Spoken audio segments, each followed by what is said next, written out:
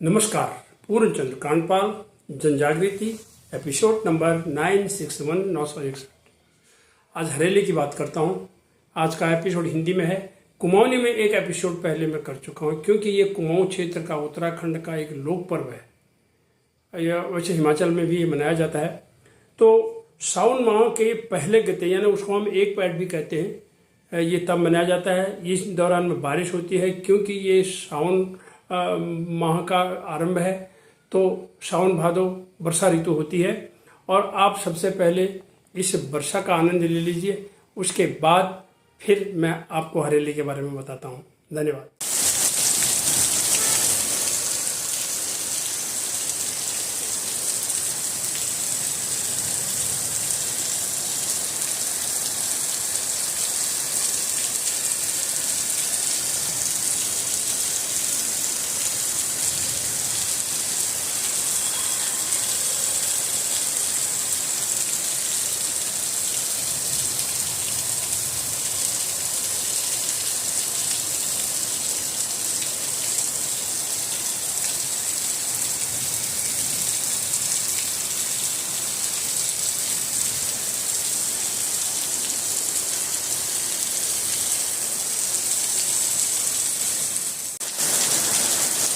बारिश हुई है। मैंने चातुर्मास की ये पहली इतनी तगड़ी बारिश आज देखने को मिल रही है।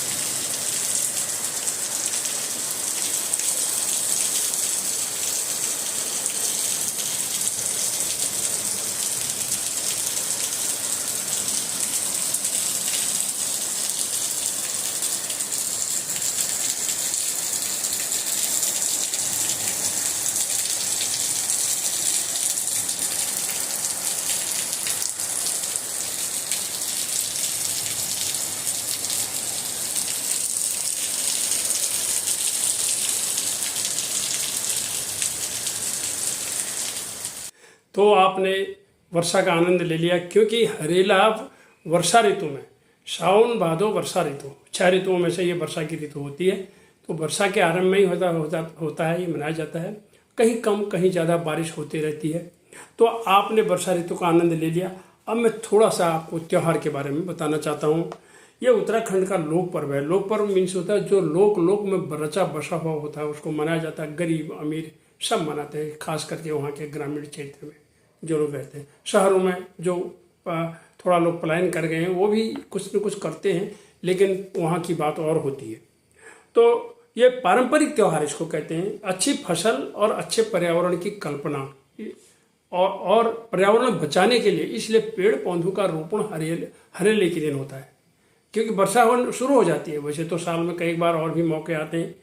और हरेले से 10 या 11 दिन पहले हरेला बोया जाता है, यानी जिस दिन हरेला काटते हैं तो उसे 10 दिन या 11 दिन, कहीं 9 दिन से भी बोते हैं। और एक टोकरी में बोते हैं इसको, या तिमिल के पत्तों को गहरा पत्तल जैसा बना करके उसमें साफ सुथरा मिट्टी रख के उसमें इसको बोया जाता है। और इसमें 5 या 7 अनाज होते हैं। 5-7 अनाज में कौन से होते हैं? गेहूँ, जौ, मक्का, घौत या गहत, सरसों, मूंग, तिल, जो भी आपको मिल जाए, 5 मिल जाए, 7 मिल जाए।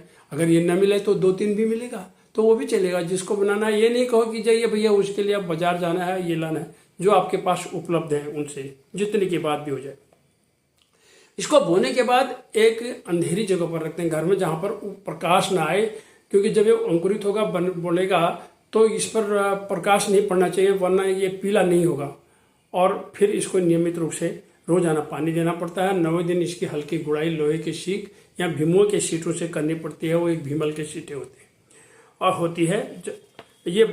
उसके बाद अब जो ये सावन में, इस समय हमें ये भी एक ध्यान रखना होता है कि कहाँ कहाँ हमने पौधे रोपण करने हैं, पौधे लगाने, क्योंकि जब हरियाली रहेगी, पृथ्वी वसुंधरा हरित रहेगी, तभी तो हरियाली आएगी, तभी तो हम स्वस्थ रहेंगे, हमें ऑक्सीजन मिलेगी।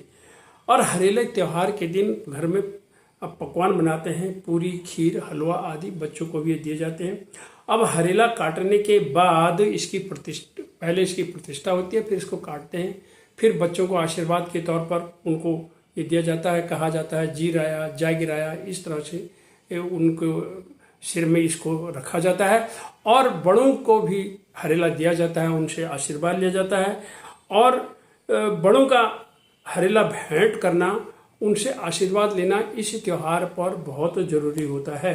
अतः मैं सबको इस लोक पर्व की, इस पर्यावरण को बचाने वाले त्यौहार की, इस पौध रोपण को बढ़ाने वाले त्यौहार की बहुत बहुत बधाई देता हूँ। धन्यवाद, नमस्कार।